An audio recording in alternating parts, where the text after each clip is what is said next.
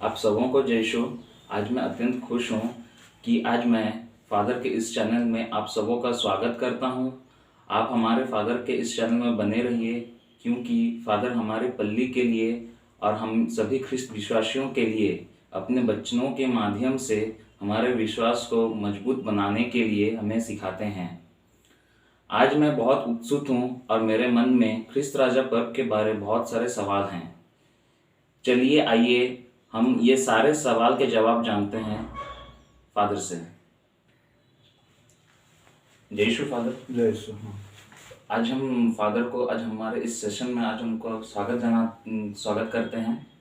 और फादर ख्रिस्त राजा पर्व के विषय में मेरे मन में बहुत सारे सवाल हैं और हम सभी ख्रिस्त विश्वासियों के मन में भी बहुत सारे सवाल हैं जो हम आपसे जानना चाहते हैं। तो फादर मेरा पहला ये सवाल है कि ख्रिस्त राजा पर्व का इतिहास और शुरुआत के बारे में कुछ बताइए। ख्रिस्त राजा पर्व हमारे कलीसिया में पूजन विधि का आखिरी रविवार को मनाते हैं। और जैसे इतिहास पुस्तक में, मंडली का इतिहास पुस्तक में पढ़ते हैं, ये पर्व को संत पापा पियूस 11वां 1925 ईस्वी में शुरू किए थे। और इसका कहेंगे बैकग्राउंड ये है कि पहला महालड़ाई चाहे फर्स्ट वर्ल्ड वॉर के बाद में दुनिया में अशांति छा गई थी। बहुत सारे लोग विशेषकर यूरोप में मर गए थे और लोगों में एक ऐसी वातावरण था कि कहेंगे उनका जीवन में एक डामाडोल आ गया था। इसलिए संत पापा पियूस 11वां 1925 साल में शुरू करके वे ये शिक्षा दिए कि यीशु ख्रिस्त ही हमारे कहेंगे सच्ची शांति हैं।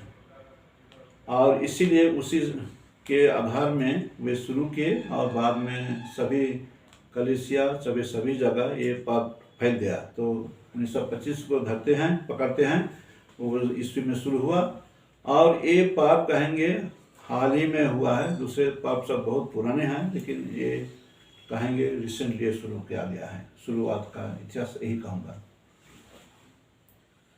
फादर तो मेरा दूसरा सवाल यह है, इस फादर पर्व के शुरुआत के समय का संदेश क्या था, इस बारे में आप कुछ बताइए।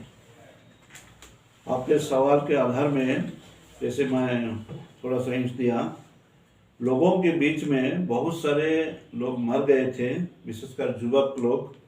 इसलिए कहेंगे अंग्रेजी में कहते हैं एक टर्बुलेंट टाइम था, माने अस्थिरता था।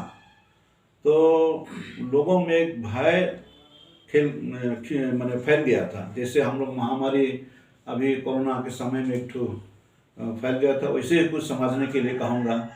और लोगों के मन में ऐसा भयभीत चल ही रहा था। जैसे पहला महालड़ाई के बाद में भी रशिया में कम्युनिज्म का शुरुआत हुआ, फिर जर्मनी में भी नाजी गवर्नमेंट का शुरुआत हुआ, फिर इटाली में भी फासिस्ट गवर्नमेंट मुसोलिनी के जरिए से शुरू हुआ।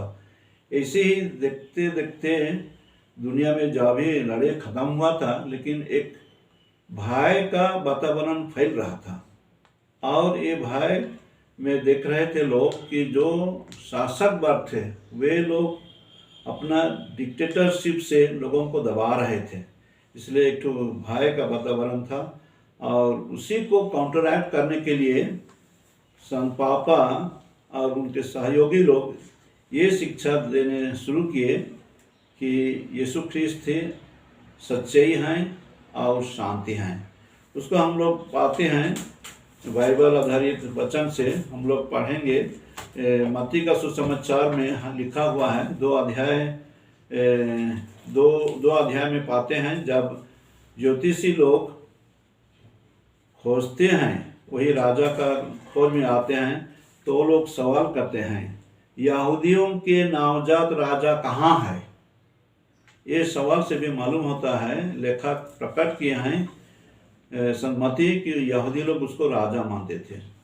फिर हम लोग पाते हैं संत यूहन्ना का सुसमाचार में भी पिलातुस के सामने जब यीशु ख्रिस्त को लाया गया, तो वे सवाल करते हैं यीशु ख्रिस्त को पिलातुस कहते हैं यीशु ख्रिस्त को, तो तुम राजा हो? ईसा ने उत्तर दिया, आप ठीक ही कहते हैं, मैं राजा हूँ। ऐसी वचन हम लोग सुनते हैं। उसके बाद में तिमोथी का नाम संत पौलुस का चिट्ठी में भी 6 अध्याय में तिमोथी प्रकट किए हैं। यीशु ख्रिस्त राजाओं का राजा और प्रभुओं का प्रभु हैं, जो अमरता का एकमात्र स्रोत है, जो अगम्य ज्योति में निवास करता है, जिसे ना तो कोई मनुष्य ने कभी देखा है और न कोई देख सकता है। ऐसी बातें लिखी गई है हमारे बाइबल में। तो ये सब है, उस समय के लिए एक संदेश था लोगों के लिए, विशेषकर यूरोप में और दूसरे देशों में भी, कि भयभीत का वातावरण को कहेंगे दबाने के लिए, चाहे काउंटरैक्ट करने के लिए, विश्वास में ख्रिस्तियों के बीच में एक ऐसी वातावरण हो कि ख्रिस्त ही राजा हैं, ख्रिस्त ही कहेंगे सबों के बीच में शांति, एकता, भाईचारे का भावना ला सकेंगे। ये उस समय का संदेश और उद्देश्य था। तो फादर, आज का हमारा तीसरा और आखिरी सवाल एक हम जानना चाहते हैं, हम सभी ख्रिस्त विश्वासियों के लिए इस पर्व का संदेश क्या है? ठीक है। अभी हम लोग इस बात का संदेश कैसे समझ सकते हैं? हम लोग यीशु ख्रिस्त का जीवन, इससे हम लोग यही समझते हैं, पिता ईश्वर उन्हें यही सामर्थ्य दिए थे और वे राजा हिसाब से ग्रहण किए गए हैं। यीशु ख्रिस्त का जो नाम है क्राइस्ट, चाहे ख्रिस्त हम लोग कहते हैं, क्राइस्ट का माने है जो अभियांजित थे, अनोइंटेड थे। और अनोइंटेड मान उसका अर्थ है, यहूदी लोगों का परंपरा और इतिहास में भी राजाओं को अभिषिक्त किया जाता था, अभियांजित किया जाता था, और अभियांजित होने से वे कहेंगे शक्ति पाते थे, पवित्र आत्मा का शक्ति। उसी प्रकार वे हमारे लिए, अभी हम लोग जो विश्वासी हैं, यीशु ख्रिस्त को हम लोग कहेंगे राजा मानते हैं, सभी विश्वासी लोग मानते हैं और हम लोग उसको प्रकट करते हैं। तो हम लोग के लिए अभी यीशु ख्रिस्त कहेंगे हमारे देश के, चाहे हमारे दुनिया के विस्तार रूप से राजा तो नहीं है, कारण कि अभी हम लोग का डेमोक्रेसी है, हर एक देश में अपना अपना शासन का जो है वो कर रहे हैं, लेकिन आत्मिक तौर से, आंतरिक तौर से सबों के लिए कहेंगे एक राजा हैं।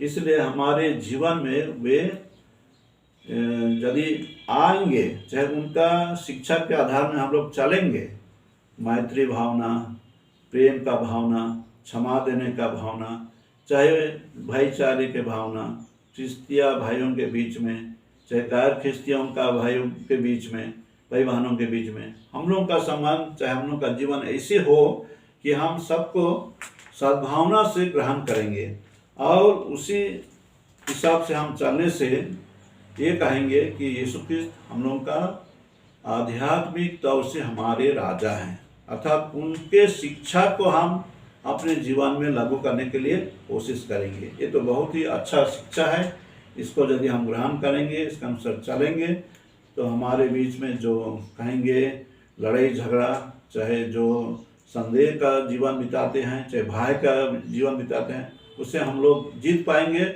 और यीशु ख्रिस्त जो राजा हैं वो हमारे बीच में अपने शिक्षा से हमारे बीच में रहेंगे और हम उनको राजा मानकर चलेंगे। इसलिए हम लोग देखते हैं हमारे जो कलीसिया में जो है रविवार को, चाहे उसका आगे दिन भी, चाहे रविवार दिन भी, जो दिन हम लोग पाते हैं, इन साल है नवंबर 20 तारीख, पूजन विधि का आखिरी रविवार है और उसी रविवार को हम लोग ख्रिस्त राजा, किंग ऑफ द यूनिवर्स कह के हम लोग मानते हैं। और हम लोग पब्लिक में हम लोग उसके आधार में प्रोसेसन करते हैं, घोषणा करते हैं और लोगों को सूचना देते हैं कि ये यीशु ख्रिस्त सच में ही हम लोगों का जीवन का राजा है। इतना उसका संदेश के आधार में मैं कह सकता हूँ। तो फादर को हम सभी क्रिस्त विश्वासियों की ओर से बहुत बहुत धन्यवाद कि आज वो हमें क्रिस्त राजा पर्व के बारे में, उसके इतिहास के बारे में उन्होंने हमें आज बहुत कुछ बताया है।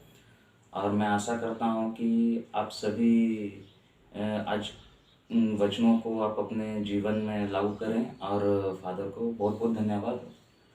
जय यीशु। जय यीशु। तो चलिए आज के इस क्रिस्त राजा पर्व के अवसर पे यीशु राजा की जय ध्वनि करते हैं। हम लोग जय ध्वनि करेंगे। यीशु राजा की जय। जय। यीशु राजा की जय। राजाओं के राजा की जय। प्रभुओं के प्रभु की जय। दाऊद के बेटा की जय। यीशु राजा की जय। धन्यवाद। धन्यवाद।